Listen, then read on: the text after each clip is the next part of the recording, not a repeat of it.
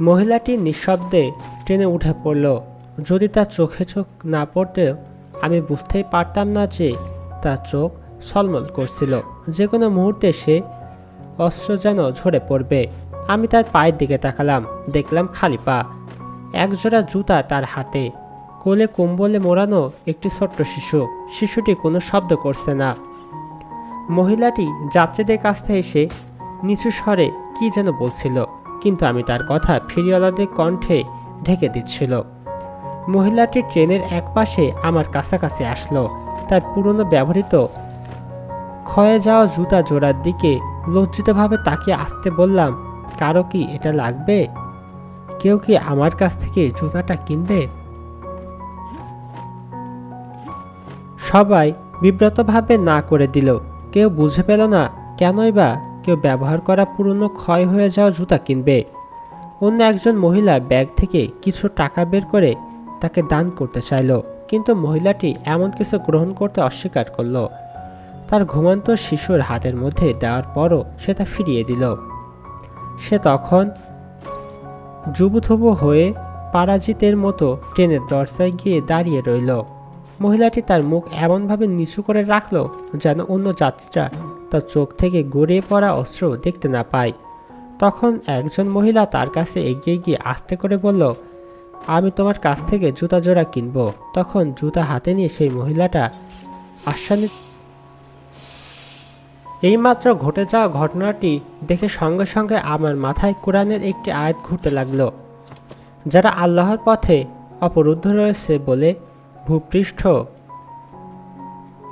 গমনাগমনে অপারণ, সেই সব দরিদ্রদের জন্য ব্যয় করো। নিবৃত্ত থাকার কারণে অজ্ঞ লোকেরা তাদেরকে অবস্থাপনা মনে করে। তুমি তাদেরকে তাদের লক্ষণের দ্বারা চিনতে পারো। তারা লোকদের নিকট ব্যাকুলভাবে আবেদন করে, ভিক্ষা না। তোমরা শুদ্ধ সম্পদ হতে যা ব্যয় করো, বস্তুত সেই সমস্ত বিষয় আল্লাহর সম্যকরূপে অবগত। আমি জানি না এই মহিলার ঘটনা কি, টাকাটা তার কেন দরকার, অথবা টাকাটা দিয়ে সে কি করবে। আমি যা জানি তা হলো তার চোখের যন্ত্রণায় চিহ্ন তার কাঁধে যেন অনেক ভারী বোঝার ভার। এই আয়াতটি আমি আগে বহুবার পড়েছি, এই আয়াত নিয়ে বহু আলোচনাও শুনেছি, কিন্তু কখনো এই আয়াতের ওজন বুঝিনি। আজকে বুঝলাম যখন আমার সামনে আয়াতটি এভাবে জলযান্ত্র ঘটে যেতে দেখলাম। আবারও আমার মাথায় নানান কথা ঘুরতে থাকলো। এবার হাদিসের কথা। আনাস রাদিয়াল্লাহু তাআলা আনহু বর্ণনা করেন, একজন লোক এসে রাসূল সাল্লাল্লাহু আলাইহি সাল্লামকে জিজ্ঞাসা করলো, আমি কি আমার উট বেঁধে রাখবো আর তারপর আল্লাহর উপর তাওয়াক্কুল রাখবো, নাকি উটকে খোলা ছেড়ে দিয়ে আল্লাহর উপরে তাওয়াক্কুল রাখবো? উত্তরে রাসূল সাল্লাল্লাহু আলাইহি সাল্লাম বলেছেন, তার কাঁধে রাখো, তাকে বেঁধে রাখো এবং সেই সাথে আল্লাহর উপর তাওয়াক্কুল রাখো। মহিলাটির জন্য হাল ছেড়ে দেওয়া সহজ ছিল, যদি সে এইটা ভাবতো যে তার বিক্রি করার মতো কিছুই নেই, কাজে এমন কোনো উপায় নেই যাতে সে কিছু টাকা পেতে পারে। তা সত্ত্বেও সেই হাদিসটি বাস্তবায়িত করে দেখালো। তার কাছে যাই ছিল তাই সম্বল দিয়ে সে ট্রেনের যাত্রীদের কাছে মূল্যহীন ছিল। সে আল্লাহর উপরে পূর্ণ আস্থা রাখল এবং এমন মূল্য পেল যা সে দর কষাকষি করে কখনোই পেতে পারত না। যেমন আল্লাহ সুবহানাহু ওয়া তাআলা বলেন যে আল্লাহকে ভয় করে আল্লাহর উপরে তার পথ সহজ করে দিবেন আর তাকে তার ধারণাতীত উৎস হতে দান করবেন রিজিক। যে ব্যক্তি আল্লাহর উপরে নির্ভর করে তার জন্য আল্লাহই যথেষ্ট। আল্লাহ তাআলার ইচ্ছা পূরণ করবেনই। আল্লাহ সব কিছুর জন্য স্থির করেছেন নির্দিষ্ট মাত্রা। ট্রেনের মধ্যে নিজস্ব ব্যক্তিগত সমস্যা সমাধানে ব্যস্ত এক অচেনা মহিলা আমাকে কয়েক মুহূর্তের মধ্যে এত গভীর শিক্ষা দিয়ে গেল। সেই মহিলার হাতে খুবই সামান্য কিছুই ছিল, কিন্তু আমি এটা বলতে পারি তার অন্তর পরিপূর্ণ ছিল। তার কাছ থেকেই আমরা বুঝতে পারি সব কিছু দেওয়ার ক্ষমতা শুধুমাত্র আল্লাহ তাআলার। তিনি তার ইচ্ছা অনুযায়ী দেন। আমাদের আশা অনুযায়ী নয়।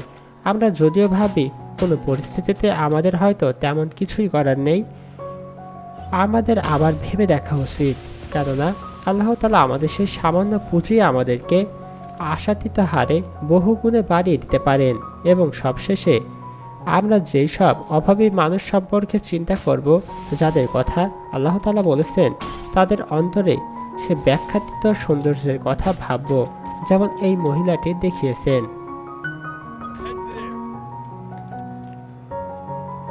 পাহাড়ের গুহায় আটকে পড়া 3 যুবক। একবার 3 জন লোক পথ দিয়ে চলছিল। এমন সময় তারা বৃষ্টিতে আক্রান্ত হলো, অথবা তারা একটি পাহাড়ের গুহায় আশ্রয় নিল। হঠাৎ পাহাড় ঢলে পড়ল, এক খণ্ড পাথর পড়ে তাদের গুহার মুখ বন্ধ হয়ে গেল। তখন তারা একে অপরকে বলল, নিজেদের কৃত কিছু সৎ কাজের কথা চিন্তা করে বের করো, যা আল্লাহর সন্তুষ্টির জন্য তোমরা করেছো, এবং তার মাধ্যমে আল্লাহর নিকট দোয়া করো, তাহলে হয়তো আল্লাহ তোমাদের উপরে হতে পাথরটি সরিয়ে দিবেন। তাদের একজন বলতে লাগলো, হে আল্লাহ, আমি আব্বা আম্মুকে খুব বৃদ্ধ ছিলেন এবং আমার ছোট ভাই সন্তান। তাদের মধ্যে একজন বলতে লাগলো, হে আল্লাহ, আমার আব্বা আম্মু খুব বৃদ্ধ ছিলেন এবং আমার ছোট ছোট সন্তানও ছিল। আমি তাদের ভরণ পোষণের জন্য পশুপালন করতাম। সন্ধ্যায় যখন আমি বাড়ি ফিরতাম তখন দুধ দহন করতাম এবং আমার সন্তানদের আগে আমার আব্বা আমাকে পান করাতাম। একদিন আমার ফিরতে দেরি হয় এবং সন্ধ্যা হওয়ার আগেই আসতে পারলাম না। এসে দেখি তারা ঘুমিয়ে পড়েছেন। আমি দুধ দহন করলাম, যেমন প্রতিদিনই দহন করি। তারপর আমি তাদের শিউরে দুধ নিয়ে দাঁড়িয়ে রইলাম। তাদেরকে জাগানো আমি পছন্দ করিনি এবং তাদের আগে আমার বাচ্চাদেরকে পান করানো সঙ্গত মনে করিনি। অথচ বাচ্চাগুলো দুধের জন্য আমার পায়ের কাছে পড়ে কান্না করছিল। এভাবে ভোর হয়ে গেল। হে আল্লাহ, আপনি জানেন, আমি যদি শুধু আপনার সন্তুষ্টির জন্য এই কাজটি করে থাকি, তবে আপনি আমাদের হতে পাথরটি সরিয়ে দিন, যাতে আমরা অসমানতা দেখতে পাই। তখন আল্লাহ পাথরটিকে একটু সরিয়ে দিলেন এবং তারা আসমান দেখতে পেলেন। দ্বিতীয় ব্যক্তিটি বলল, হে আল্লাহ তাআলা, আমার এক চাচাতো বোন ছিল। পুরুষরা যেমন মহিলাদেরকে ভালোবাসে, আমি তাকে তার চেয়ে অধিক ভালোবাসতাম। একদিন আমি তার কাছে চেয়ে বসলাম খারাপ কিছু, কিন্তু সে তা অস্বীকার করলো। যে পর্যন্ত না আমি তার জন্য 100 দিনার নিয়ে আসি, পরে চেষ্টা করি। আমি তা জোগাড় করলাম। যখন আমি 2 পায়ের মাঝে বসলাম, তখন সে বলল, হে আল্লাহর বান্দা, আল্লাহকে ভয় করো, অন্যায়ভাবে পর্দা ছিঁড়ে দিও না, অর্থাৎ আমার সতীত্ব নষ্ট করো না। তখন আমি দাঁড়িয়ে গেলাম। হে আল্লাহ, আপনি জানেন, আমি যদি শুধু আপনার সন্তুষ্টির জন্য এই কাজটি করে থাকি, তবে আপনি আমাদের জন্য পাথরটা সরিয়ে দিন। তখন পাথরটা কিছুটা সরে গেল। তৃতীয় ব্যক্তিটি বলল, হে আল্লাহ, আমি এক ফালাক চাউলের বিনিময়ে একজন শ্রমিক নিয়োগ করেছিলাম। যখন সে তার কাজ শেষ করলো, আমাকে বলল, আমার পাওনা দিয়ে দাও। আমি তাকে তার পাওনা দিতে গেলে সে তা নিল না। আমি তা দিয়ে কৃষিকাজ করতে লাগলাম এবং এর দ্বারা অনেক গরু ও রাখাল জমা করলাম। বেশ কিছুদিন পর সে আমার কাছে আসলো এবং বলল, আল্লাহকে ভয় করো, আমার মজুরি দাও। আমি বললাম, এইসব গরু ও রাখাল নিয়ে যাও। সে বলল, আল্লাহকে ভয় করো, আমার সাথে ঠাট্টা করো না। আমি বললাম, আমি তোমার সাথে ঠাট্টা করছি না, এগুলো নিয়ে যাও। তখন সে তা নিয়ে গেল। হে আল্লাহ, আপনি জানেন, যদি আমি আপনার সন্তুষ্টি লাভের জন্য এই কাজটি করে থাকি, তবে পাথরের বাকিটুকু সরিয়ে দিন। তখন আল্লাহ তাআলা পাথরটি সরিয়ে দিলেন। শিক্ষা: বান্দা সুখে দুঃখে সর্বদা আল্লাহকে ডাকবে। বিপদের সময় আল্লাহকে ব্যতীত কোনো মৃত ব্যক্তি বা অন্য কাউকে ডাকা শিরকে আকবর বা বড় শিরিক। সৎ আলেমকে ওসিলা হিসাবে গ্রহণ করতে হবে। পিতামাতার প্রতি সৎ ব্যবহার করতে হবে এবং স্ত্রী ও সন্তানদের উপর তাদেরকে প্রাধান্য দিতে হবে। শ্রমিককে তার ন্যায্য পাওনা প্রদান করতে হবে। এইমাত্র ঘটে যাওয়া ঘটনাটি দেখে সঙ্গে সঙ্গে আমার মাথায় কোরআনের একটি আয়াত ঘুরতে লাগলো। যারা আল্লাহর পথে অবরুদ্ধ রয়েছে বলে ভূপৃষ্ঠ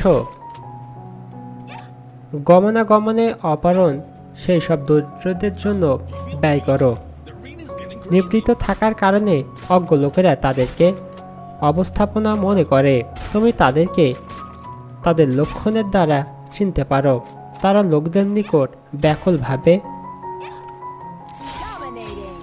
আবেদন করে, ভিক্ষা না। তোমরা শুদ্ধ সম্পদ হতে যা ব্যয় করো বস্তুত সেই সমস্ত বিষয় আল্লাহর সাম্যকরূপে অবগত। আমি জানি না এই মহিলার ঘটনা কি, টাকাটা তার কেন দরকার, অথবা টাকাটা দিয়ে সে কি করবে। আমি যা জানি তা হলো তার চোখের যন্ত্রণায় চিহ্ন তার কাঁধে যেন অনেক ভারী বোঝার ভার। এই আয়াতটি আমি আগে বহুবার পড়েছি, এই আয়াত নিয়ে বহু আলোচনাও শুনেছি, কিন্তু কখনো এই আয়াতের ওজন বুঝিনি। আজকে বুঝলাম যখন আমার সামনে আয়াতটি এভাবে জলজান্ত ঘটে যেতে দেখলাম। আবারও আমার মাথায় নানান কথা ঘুরতে থাকলো। এবার হাদিসের কথা। আনাস রাদিয়াল্লাহু তাআলা আনহু বর্ণনা করেন, একজন লোক এসে রাসূল সাল্লাল্লাহু আলাইহি সাল্লামকে জিজ্ঞাসা করলো, আমি কি আমার উট বেঁধে রাখবো আর তারপর আল্লাহর উপর তাওয়াক্কুল রাখবো, নাকি উটকে খোলা ছেড়ে দিয়ে আল্লাহর উপরে তাওয়াক্কুল রাখবো? উত্তরে রাসূল সাল্লাল্লাহু আলাইহি সাল্লাম বলেছেন, তার কাঁধে রাখো, তাকে বেঁধে রাখো এবং সেই সাথে আল্লাহর উপর তাওয়াক্কুল রাখো। মহিলাটির জন্য হাল ছেড়ে দেওয়া সহজ ছিল, যদি সে এইটা ভাবত যে তার বিক্রি করার মতো কিছুই নেই, কাজে এমন কোনো উপায় নেই যাতে সে কিছু টাকা পেতে পারে।